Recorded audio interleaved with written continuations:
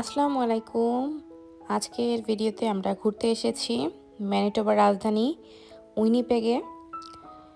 জুলাইয়ে আমাদের উইনিপেগ ভ্যাকেশনের প্রথম দিন আজকে শুরু হলো। আর শুরুতেই আমরা যাচ্ছি এখন এই শহরের ডাউনটাউন এরিয়াতে।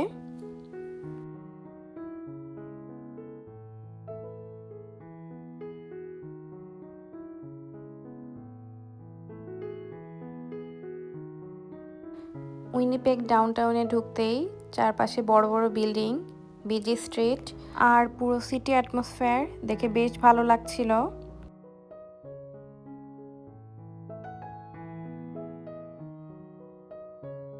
উইনিপেগ হলো ম্যানিটোবার রাজধানী এবং এই প্রভিন্সের সবথেকে বড় শহর।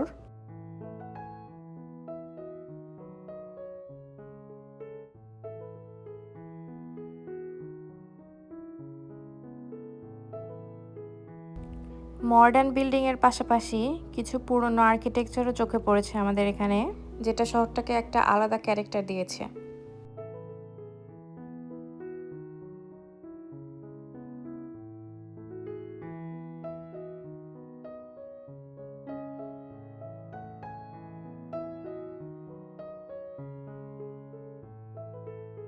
আমরা গাড়ি নিয়ে শহরের বিভিন্ন রাস্তায় যাচ্ছিলাম আর চারপাশের দৃশ্যগুলো দেখছিলাম।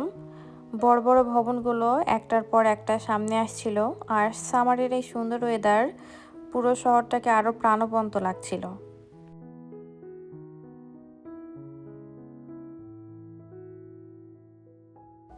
আর এখন যে বিল্ডিংটা দেখতে পাচ্ছেন, এইটা হচ্ছে ম্যানিটোবার লেজিসলেটিভ বিল্ডিং।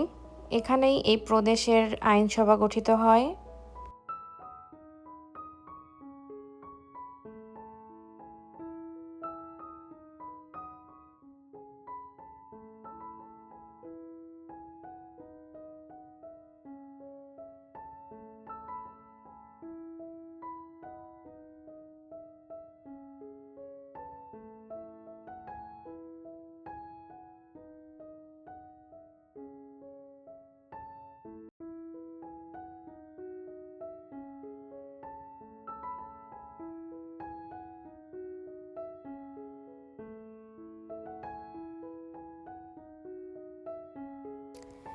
একটা নতুন শহরে গেলে শুধু কোনো একটা নির্দিষ্ট জায়গায় গিয়ে ছবি তোলার চেয়ে এভাবে গাড়ি নিয়ে শহরের ভেতর দিয়ে যাওয়ার সময় চারপাশটা দেখতেও আমার বেশ ভালো লাগে। কারণ তখন শহরটার দৈনন্দিন জীবনটাও একটু কাছ থেকে দেখা যায়।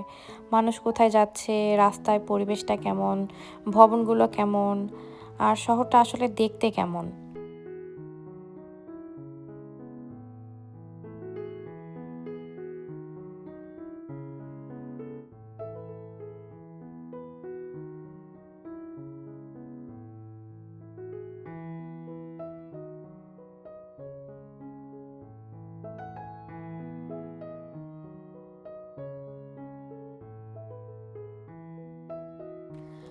আর এই ডাউনটাউনের দৃশ্যগুলো দেখতে দেখতেই আমরা এগিয়ে যাচ্ছিলাম আমাদের পরবর্তী গন্তব্যের দিকে।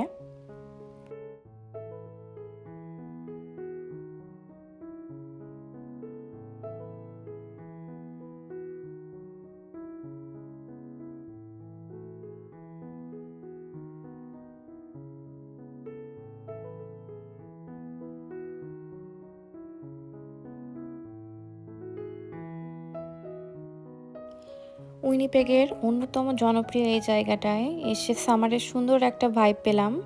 চারপাশে গ্রিনারি, সানশাইন, মানুষের আনাগোনা আর বিভিন্ন আউটডোর অ্যাক্টিভিটি সব মিলিয়ে জায়গাটা বেশ লাইভলি লাগছিল। কেউ ফ্যামিলি নিয়ে এসেছে, কেউ ফ্রেন্ডস, আর এর সাথে ছিল হচ্ছে লাইভ মিউজিক। সবাই নিজের নিজের মতো সময় কাটাচ্ছিল।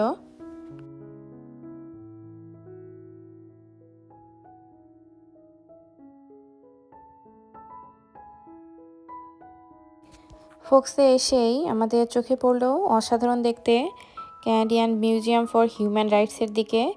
এর আর্কিটেকচার ছিল সত্যি ইউনিক, গ্লাস, স্টোন আর কার্ভ ডিজাইন। এর সঙ্গে উপরের লম্বা টাওয়ারটা পুরো বিল্ডিংটাকে আরও ইমপ্রেসিভ করে তুলেছে। আমরা সেই দিন মিউজিয়ামের ভেতরে যাইনি, তবে বাইরে থেকে এর আর্কিটেকচার দেখতেই বেশ ভালো লাগছিল।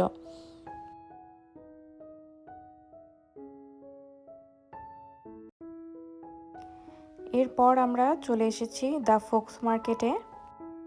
আর সত্যি বলতে এই মার্কেটটা আমাদের কাছে খুব ভালো লেগেছিল।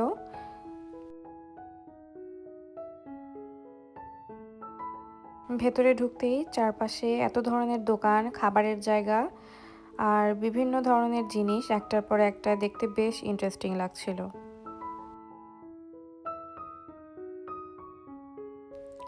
আর আমার কাছে কিছুটা ইউরোপ ভাইব মনে হয়েছে এই জায়গাটা।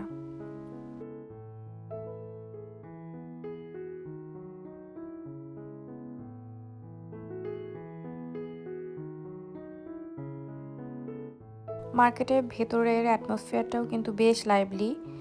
মানুষজন এখানে শপিং করছে, কেউ খাবার খাচ্ছে, কেউ ফ্যামিলি নিয়ে ঘুরছে, আবার কেউ ফ্রেন্ডসদের সাথে সময় কাটাচ্ছে। তাই শুধু দোকান দেখার পাশাপাশি মার্কেটের এনভায়রনমেন্টটাও আমরা এনজয় করেছি এখানে।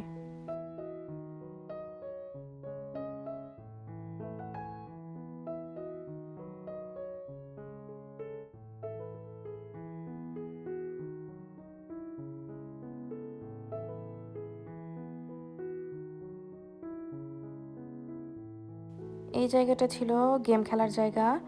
অনেকে এসে এখানে গেম খেলছিল। আর আগে কখনো এই বাচ্চাদের বা বড়রা যারা এই গেমগুলো খেলে কখনো ভিতরে ঢোকা হয়নি, তাই ভিতরে ঢুকে দেখলাম, বেশ ইন্টারেস্টিং ছিল।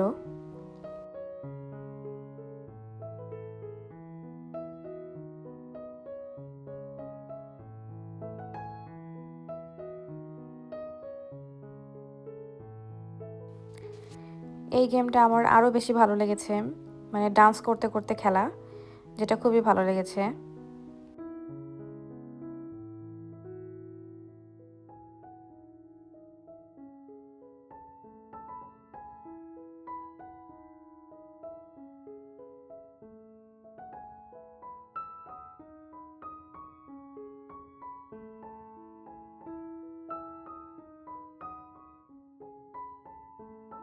এই জায়গায় সুভেনিয়ার আইটেম ছিল।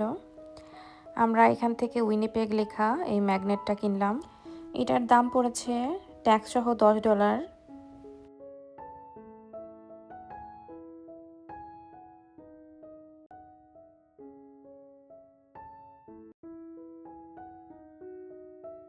এখন যাচ্ছি উপরে।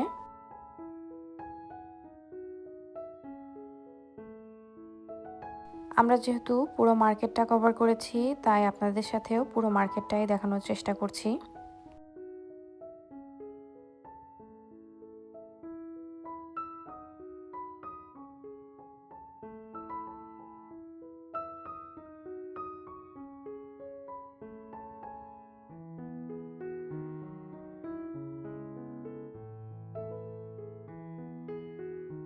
একটা জিনিস এই মার্কেট ঘুরে আমার বিশেষভাবে ভালো লেগেছে, এখানে ইন্ডিজিনিয়াস কালচারের একটা সুন্দর প্রেজেন্স দেখতে পেয়েছি।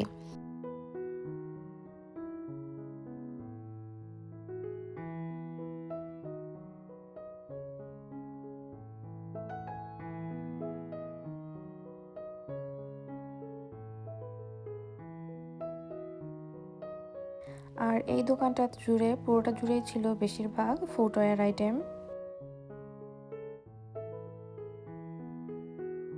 আর এর কারসাজি দেখে বুঝতেই পারবেন এগুলো কিন্তু ইন্ডিজিনিয়াস পিপলদের হ্যান্ডমেড করা।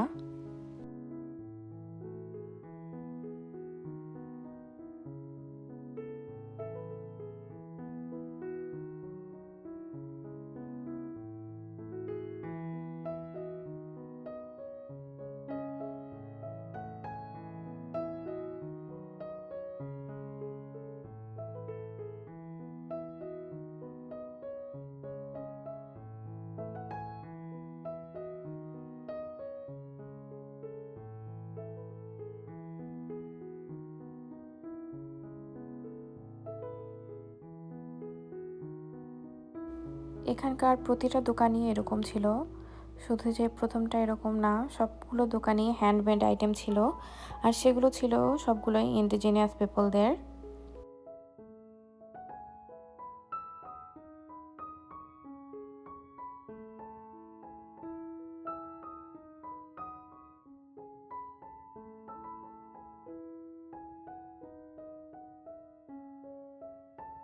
এইখানকার হ্যান্ডমেড জিনিসগুলো বেশ ভালো লেগেছে, আর মনে হচ্ছিল খুব যত্ন সহকারে এগুলো তৈরি করা হয়েছে। আর এইখানে এমন কিছু ট্র্যাডিশনাল এলিমেন্টসগুলো ছিল যেগুলো কিন্তু সাধারণ দোকানে আমরা সবসময় দেখতে পাই না। আর এই সব কারণেই ফোক্স মার্কেট আমার কাছে শুধু একটা মার্কেট ভিজিট ছিল না, এখানে শপিং, ফুড, ঘোরাঘুরি, পাশাপাশি উইনিপেগের ইন্ডিজিনিয়াস কালচারের ছোট্ট একটা গ্লিমসও আমরা এখান থেকে পেয়েছি। এই এক্সপিরিয়েন্সটা আসলে মানে খুব সুন্দর একটা অংশ হয়ে থাকবে আমার ম্যানিটোবা ট্রিপের।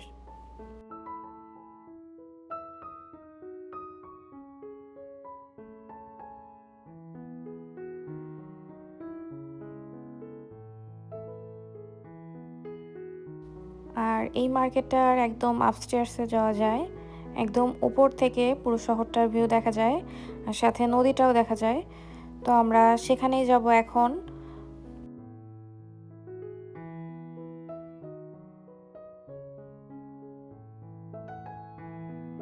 এই জায়গাটা ছিল দুইটা নদীর মিলনস্থল, একটা হচ্ছে রেড রিভার আর একটা হচ্ছে আসিনিবন রিভার।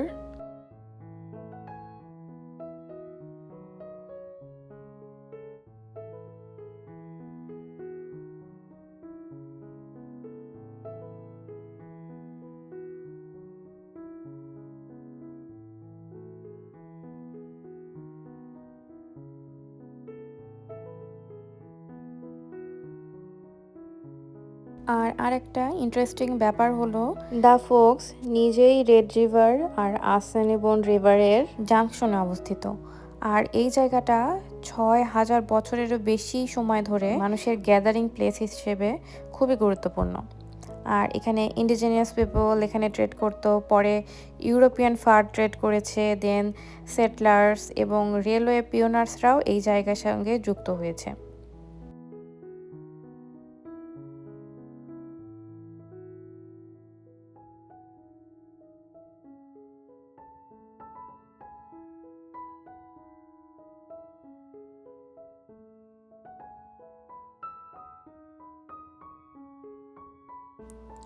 আমরা এখান থেকে পুরো ল্যান্ডস্কেপটাও কিছুক্ষণ উপভোগ করছিলাম। আর এখান থেকে নদী প্লাস উইনিপেগের স্কাইলাইন সব কিছুই কিন্তু একসাথে দেখা যাচ্ছিল।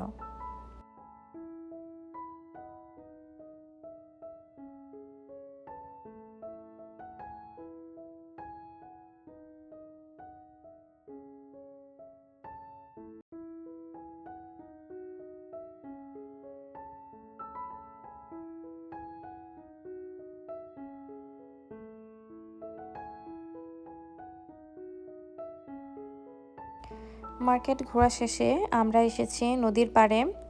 আর এখানে এসে এই দিনের ভাইবটাই ছিল একটু অন্যরকম, কারণ আজকে ছিল উইকেন্ড, সবাই বাইরে এসেছে। জানি না উইকডেতে কেমন, বাট আমার কাছে খুবই লাইভলি লাগছিল, প্রচুর মানুষ চারপাশে।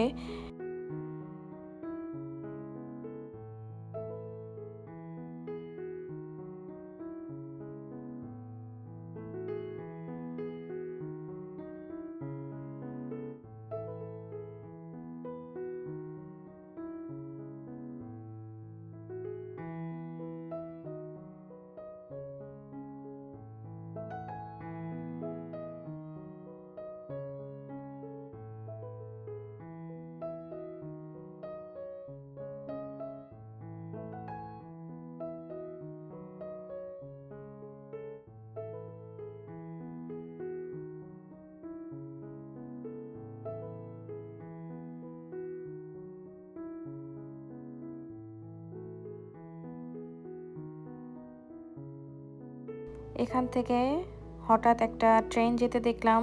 আর মজার ব্যাপার হলো এই ফোক্সের সাথে রেলপথের ইতিহাস কিন্তু অনেক পুরনো। একসময় এই এলাকা উইনিপেগের গুরুত্বপূর্ণ যোগাযোগের একটা কেন্দ্রবিন্দু ছিল। 1880-এর দশকের শেষের দিকে এই এরিয়া উইনিপেগের অন্যতম গুরুত্বপূর্ণ রেলওয়ে সেন্টার হয়ে উঠেছিল। আর একসময় এখানে রেলওয়ে ইয়ার্ডস, ওয়ার্কশপ আর বিভিন্ন রেলওয়ে রিলেটেড বিল্ডিংও ছিল। তাই নদীর পাড়ে দাঁড়িয়ে এই ট্রেনটাকে চলে যেতে দেখে মনে হচ্ছিল যে এই জায়গাটা উইনিপেগের ইতিহাসের অনেকগুলো সময়ের সাক্ষী হয়ে আছে।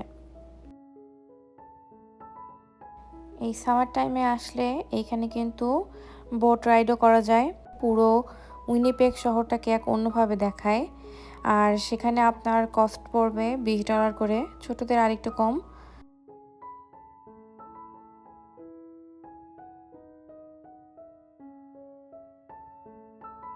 তাহলে আজ এখানেই শেষ করছি। আগামীতে আবার দেখা হবে অন্য কোনো ভিডিওতে। Until then, good by.